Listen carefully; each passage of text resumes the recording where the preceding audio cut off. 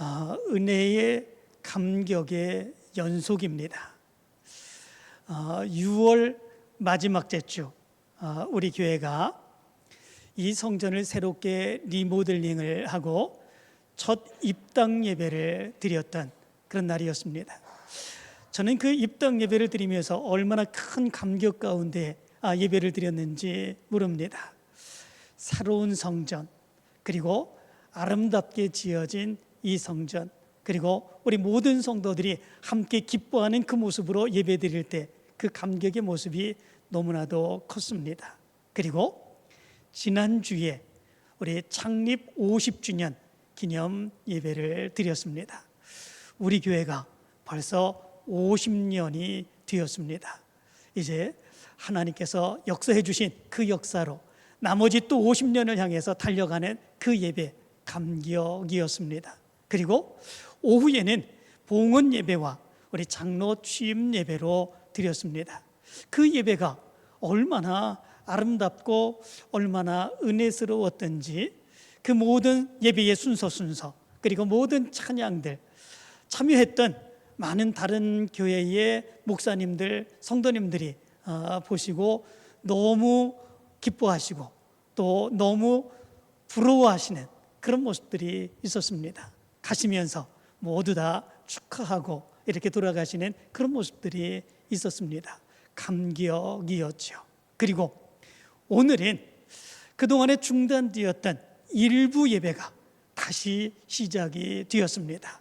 이제 그동안 리모델링으로 인하여 일부 예배를 드리지 못했었던 그런 모습들이 있었는데 일부 예배 다시 시작하며 아침에 찬양대가 또 찬양을 하고 그 예배 가운데에 얼마나 큰 기쁨이 있었는지 모릅니다. 그 모든 일들이 은혜의 연속이고 감격의 연속입니다. 이제 우리 교회 예배가 매주마다 은혜의 연속이 될 줄 믿습니다. 감격의 연속이 될 줄로 믿습니다. 이제 사모하는 마음 가지고 매주 예배가 새롭게 드리는 그 예배가 되어서 하나님께 더 큰 영광 돌리게 되는 귀한 역사가 있게 될 줄로 믿습니다. 여러분들은 누군가가 여러분들을 믿어준 적이 있습니까? 여러분들을 믿어주었을 때에 그때 여러분들의 마음은 어떠했었는지요? 누군가가 나를 믿어준다면 정말 큰 힘이 생기는 그런 모습들이 있게 되죠. 그리고 세상에서 어떤 일을 감당할 때에도 두렵지 않습니다. 오히려 더 담대하게 힘을 내는 그런 모습들이 있죠. 왜냐하면 나를 믿어주는 사람이 있기 때문에 그렇습니다. 그런데 누군가가 내가 아무리 그게 아니라고 나를 믿어달라고 그렇게 하는데 믿어주지 않는다면 어떠하겠습니까? 그것보다 더 힘든 게 없죠. 그것보다 더 고통스러운 게 없죠. 그리고 내가 어떤 일을 행한다고 할지라도 그 일에 힘이 생기지 않는 그런 모습들이 있게 됩니다. 내가 이 일을 왜 하는 것일까? 그런 생각이 들게 되죠. 아무도 믿어주지 않는 그런 모습 가운데 정말 답답하고 안타깝고 절망스러운 그런 모습들이 되는 그런 모습들이 있게 되죠. 그런데 성경 말씀 가운데 보면 그런 우리를 하나님이 믿어주셨습니다. 우리가 죄인 되었을 때 그럼에도 불구하고 우리가 죄 가운데 빠져 살아가는 그 모습 가운데 하나님을 믿고 의지하며 하나님께서 용서해 주실 것을 믿고 하나님의 성전에 나올 때 하나님은 우리의 그런 모습들 그대로를 받아주시고 예수 그리스도의 이름으로 그들의 모든 죄를 용서해 주셨습니다. 믿어 주셨을 뿐만 아니라 우리에게 당신의 사역을 감당할 수 있는 직분을 주시고 그 직분을 감당할 수 있도록 그렇게 사역을 감당할 수 있는 일꾼 되게 하시는 그 모습이 있었습니다. 우리 믿음의 사람들은 그 은혜의 감격을 가지고 사역을 감당합니다. 하나님이 나를 믿어주셨지, 예수님이 나를 믿어주셨지, 아무도 믿어주지 않는 이 세상 속에서 그럼에도 불구하고 하나님이 나를 믿어주시고 나에게 이 귀한 직분을 맡겨주셔서 이 사역까지 감당할 수 있도록 인도해 주셨는데 전적인 헌신의 모습이 우리의 모습에서 나타나는 이유가 바로 여기에 있는 것을 보게 됩니다. 그런데 오늘 성경 말씀 가운데 보면 초대교회 가운데에서도 바로 그런 믿어줌의 역사가 일어나게 된 것을 보게 됩니다. 그런데 이 초대교회의 그 상황의 모습은 좋은 상황이 아니었습니다. 좋은 상황이라면, 기쁨의 상황이라면 누구나 다 기뻐하고 좋아하고 그런 모습들이 있다면 정말 믿어주고 도와주고 협력해주고 그런 일들이 가능하겠지만, 이 초대교회 때 이 상황의 모습은 그런 좋은 상황이 아니었습니다. 갈등의 상황이 있었습니다. 서로 믿을 수 없는 그런 상황의 모습이 있었습니다. 그런데 그런 상황 가운데서도 성도들이 서로 믿어주고, 그리고 그 사도들이 서로 믿어주게 되었을 때 그 놀라운 역사가 그 가운데서 나타나게 된 것을 보게 됩니다. 오늘 성경 말씀은 초대교회에 있었던 최초의 갈등의 이야기가 기록되어 있습니다. 당시에 초대교회 때는 정말 왕성하게 하나님의 귀한 사역을 감당해 나갔던 것을 보게 됩니다. 사도들이 가는 곳마다 기적의 역사가 일어났습니다. 놀라운 부흥의 역사가 일어났습니다. 사도들이 말씀을 증거할 때에 하루에도 3,000명, 5,000명씩 예수 그리스도를 믿고 세례받는, 그리고 교회가 세워지는 이런 역사가 일어나게 되었습니다. 120명의 성도들로 시작되었지만 순식간에 3,000명, 5,000명, 그리고 더 많은 성도들이 교회를 이루게 되는 그 역사가 일어나게 되었습니다. 그런데 교회가 성장함과 동시에 그 교회에서 갈등의 소리가 나오게 되었습니다. 원망의 소리, 불평의 소리가 나오게 되었습니다. 그 문제는 구제의 문제로 일어나게 되었습니다.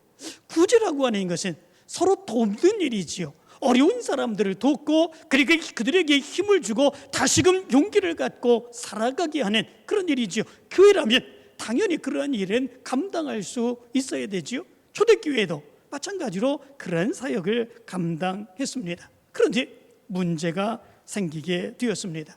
그것을 나누어 주는 일로 인하여 불평이 생기고 원망이 생기는 그런 모습들이 나타나게 되었죠. 오늘 성경 말씀 가운데 보면 이 교회 안에 두 부류의 성도들이 있었음을 얘기해 주고 있습니다. 한 부류는 헬라파 유대인으로서 예수 그리스도를 믿었던 믿음의 사람들이었습니다.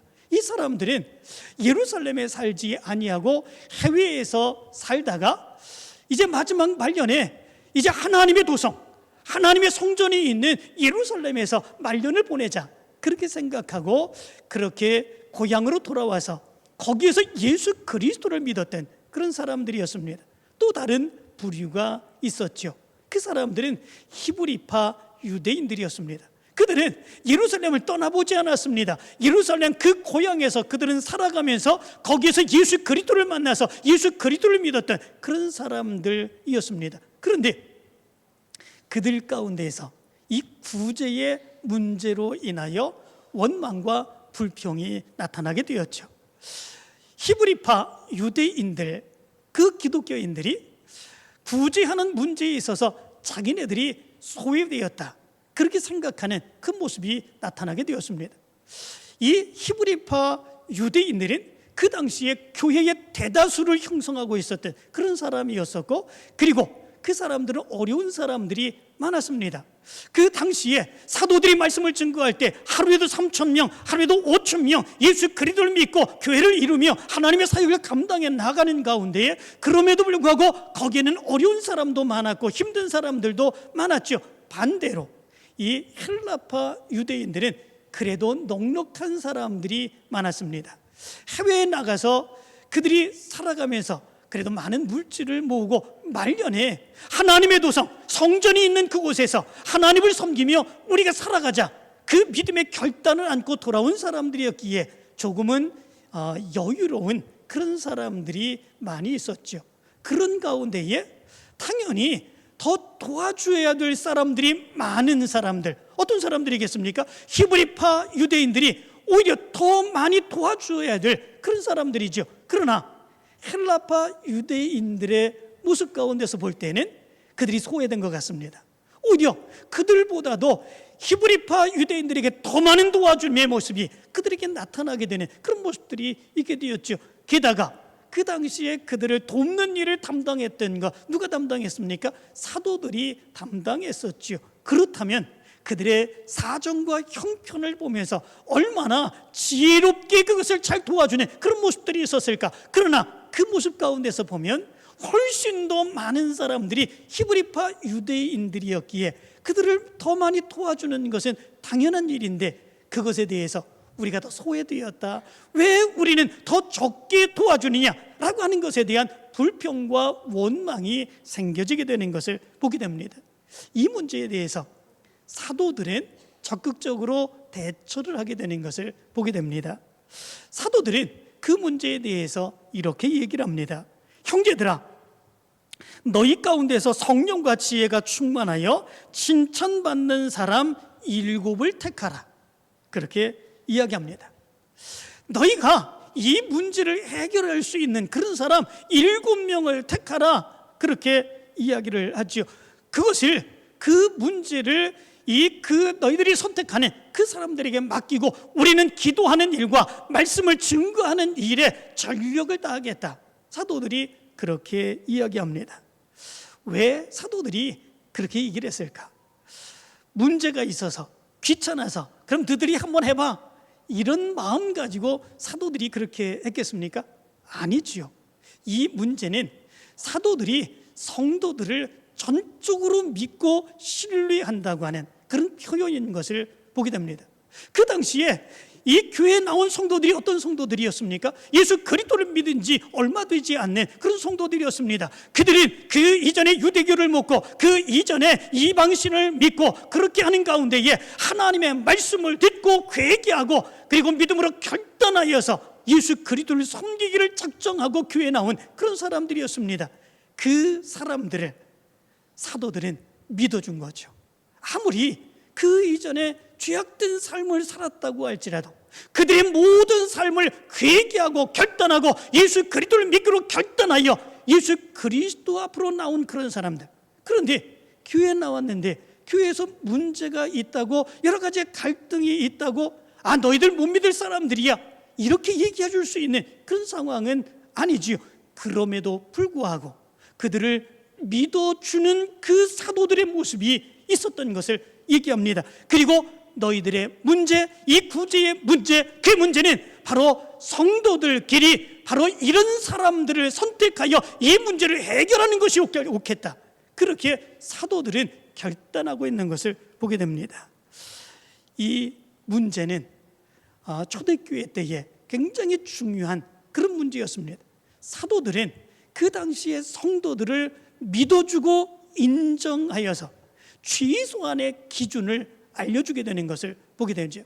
이러한 사람들을 믿음의 일꾼들로 세우고 이 구제의 문제, 갈등의 문제를 해결하도록 한다면 우리 교회가 하나님의 뜻을 이루며 예수 그리스도의 뜻을 이루며 번성하는 하나님의 역사를 이루게 될 것이다. 사도는 바로 성도들을 믿으며 이렇게 기본적인 조건을 얘기해 주게 되죠.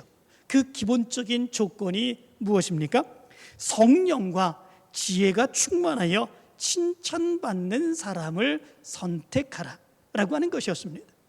이런 사람들을 선택하게 된다면 교회는 분명 아름다운 교회로, 원망과 불평이 없고 갈등이 없는 교회로 하나님의 크신 역사를 이루어가게 될 거다라고 하는 것이지요.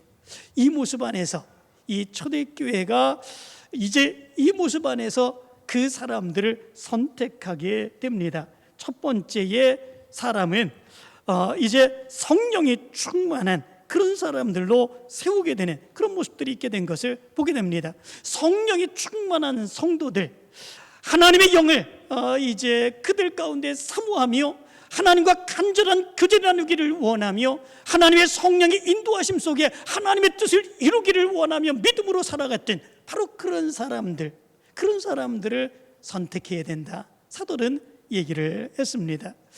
그런 사람들을 선택하면 그들은 세상적인 기준을 가지고 하나님의 사역을 바라보지 아니하게 되죠. 하나님의 뜻이 무엇인지, 하나님의 역사가 무엇인지, 어떻게 해야 하나님의 뜻을 이룰 수 있는지 그것을 생각하며 결단하며 사역을 감당하는 그런 모습들이 있어지게 되죠. 두 번째, 사도들이 기준으로 제거한 것, 그것은 지혜가 충만한 자였습니다. 지혜로운 사람은 다른 사람의 허물을 들추지 않습니다. 오히려 다른 사람의 허물을 감싸줍니다. 위로해 줍니다. 격려해 줍니다. 어려움이 있다고 할지라도 더 의견을 북돋아주는 그런 모습들이 있게 되죠. 서로 화합하게 하고 협력하게 하는 그런 모습들이 있게 됩니다. 이런 사람을 세워야 된다. 사도들은 얘기합니다. 세 번째는 칭찬받는 자입니다.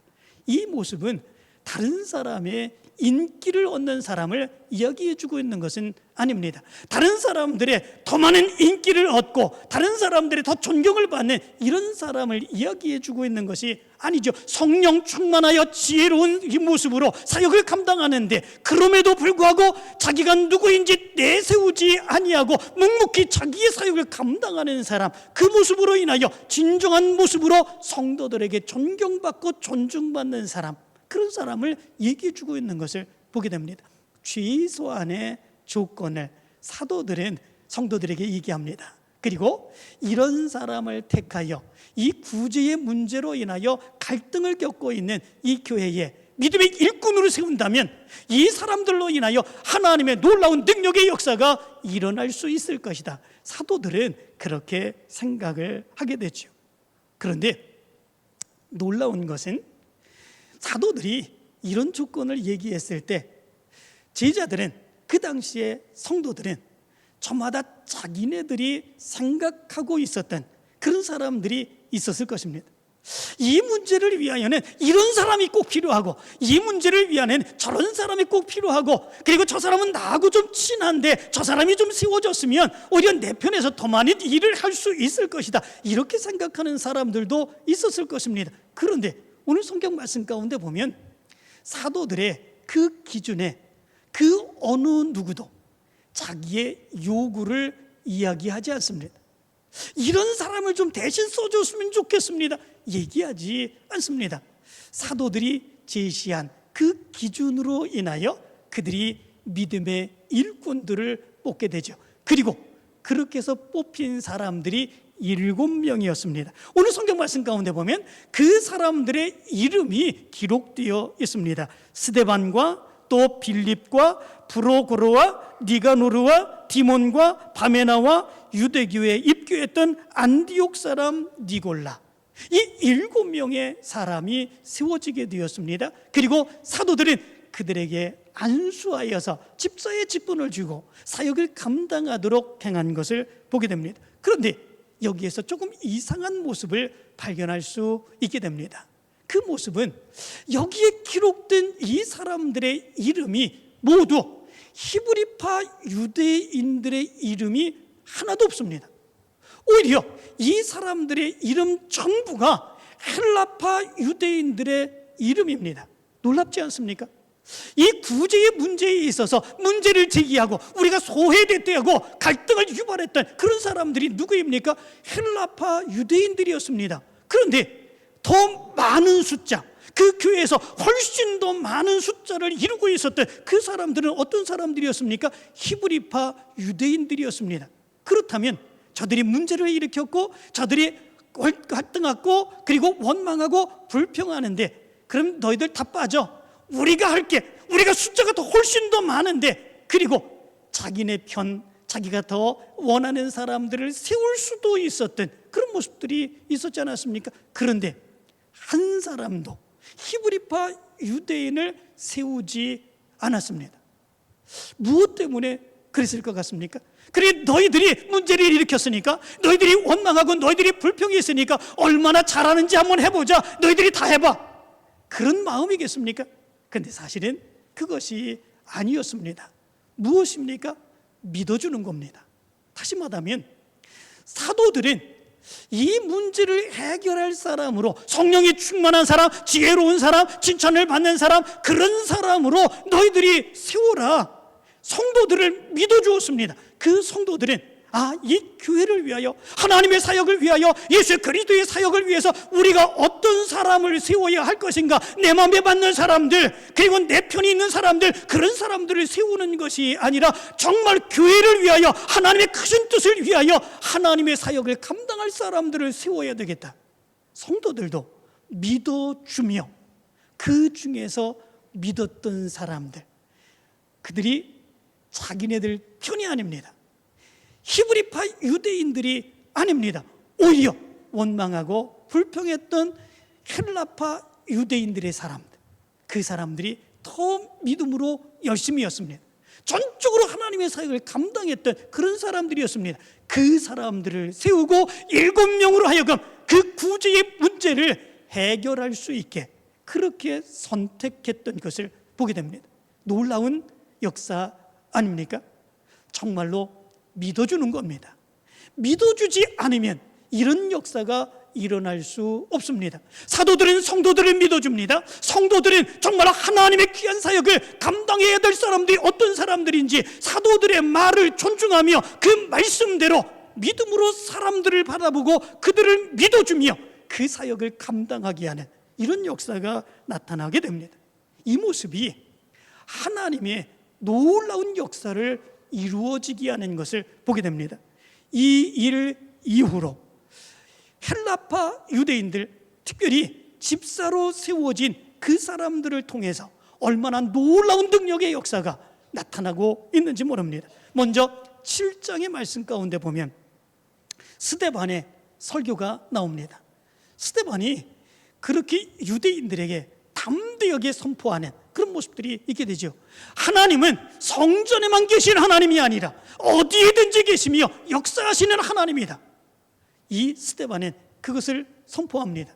이것은 히브리파 유대인들이 만약에 집사로 세워졌다면 감히 할 수 없는 그런 설교입니다. 왜냐하면 히브리파 유대인들은 하나님은 성전에만 계시고 그 성전에서 우리가 제사할 때에 우리의 제사를 받아주시고 우리의 죄를 용서해 주시며 우리를 인도해 주신다. 하나님은 성전에만 계시는 하나님이시다. 그렇게 믿었기 때문에 그렇습니다. 그런데 히브리파 유대인들이 아닌 헬라파 유대인, 특별히 스데반 집사가 집사의 사역을 감당하고 말씀을 증거하게 될 때에 이제 히브리 사람들이 갖지 아니했던 그런 본래의 하나님의 역사하심, 그 말씀을 선포하기 시작했던 것을 보게 됩니다. 하나님은 성전에만 계신 것이 아니라 어디에든지 계시며 어디에서든지 하나님의 놀라운 역사를 이루어 가신다. 그 모습에서 히브리인들, 유대인들이 분노하여서 이 스데반을 돌로 쳐 죽이는 이런 역사가 일어나게 되죠. 첫 번째, 기독교인의 핍박으로 인한 순교가 여기에서 나타나게 됩니다.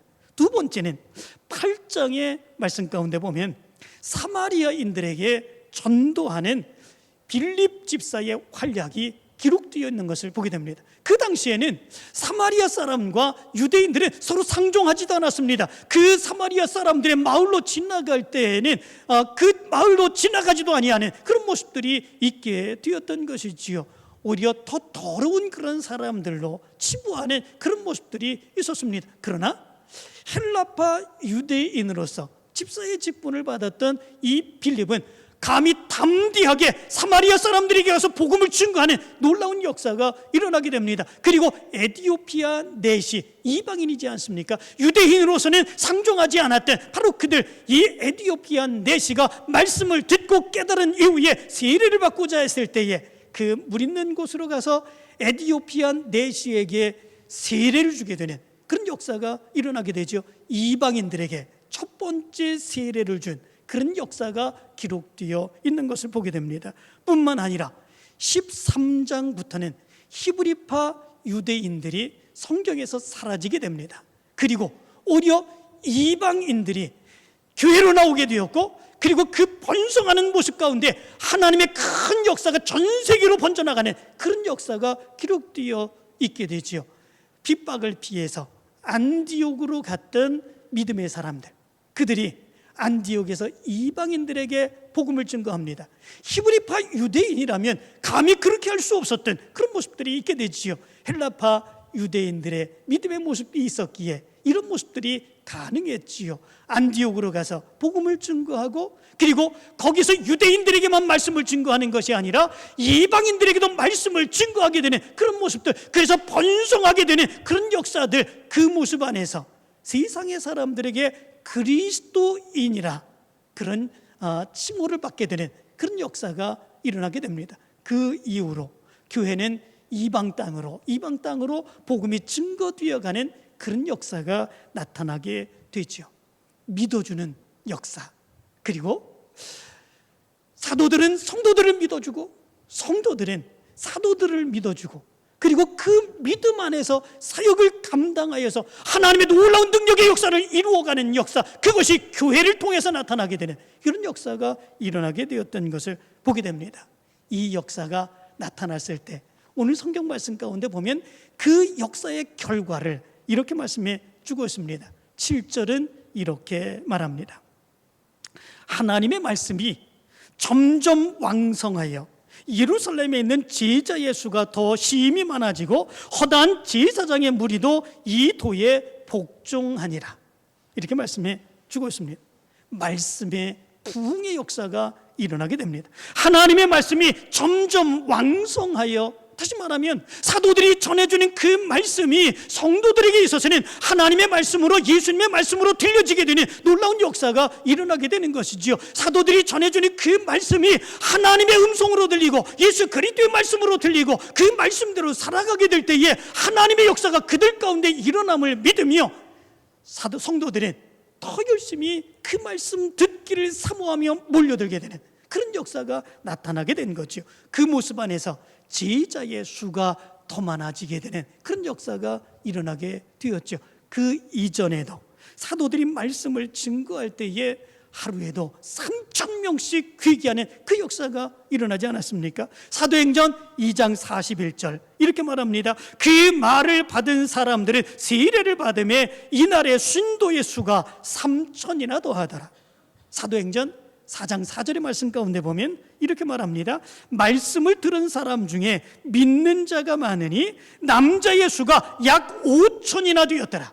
이렇게 말씀해 주고 있습니다. 3,000명, 5,000명이 회개하고 예수 그리스도를 믿고 교회가 세워지는 엄청난 역사가 일어나게 되었습니다. 그런데 믿어주는 역사가 있을 때 사도들을 믿어주고 사도들은 성도들을 믿어주고 성도들은 사도들의 말씀을 믿고 그 말씀대로 행하게 되고 그 모습이 나타났을 때 오히려 더 제자의 수가 더 왕성하게 불어나는 그런 엄청난 역사가 교회의 부흥의 역사로 나타나게 된 것을 보게 됩니다.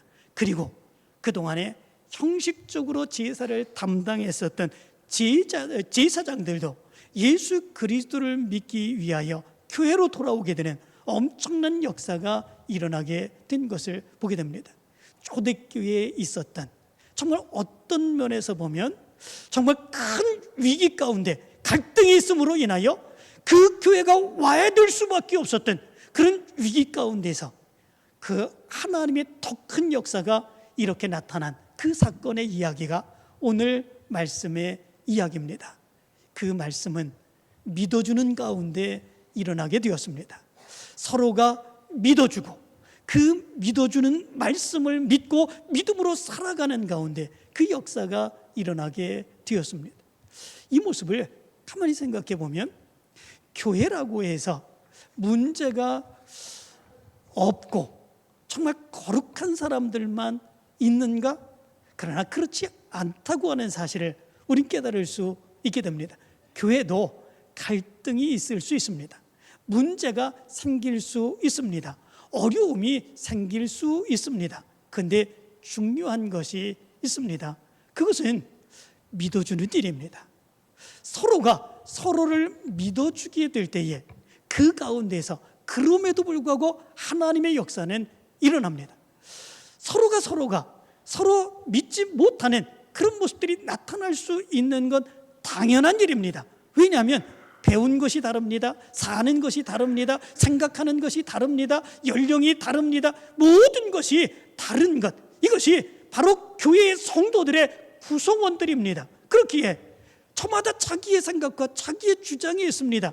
교회를 무너뜨리려고 자기 생각과 주장을 내세우지 않습니다. 오히려 믿음으로 살아가려고 우리 교회가 더 어떻게 하면 좋아질 수 있을까 서로 이야기하는 가운데 알력이 있게 되고 갈등이 있게 되고 문제는 생기게 되는 것입니다. 그런데 중요한 것 어떤 것입니까?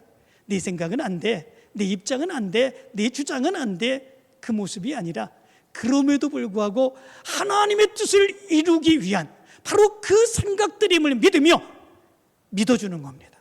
믿어주고 감싸주고 어떤 것이 하나님의 뜻을 위하여 더 좋은 일인가 생각하고 결단한 일이 있으면 교회는 통해서 원망과 불평과 갈등이 있을 수밖에 없는 이 공동체, 그러나 그럼에도 불구하고 초대교회처럼 아름다운 하나님의 놀라운 능력의 역사가 나타날 줄 믿습니다. 이제 우리 교회가 이런 교회가 되기를 간절히 원합니다. 믿어주시기를 바랍니다.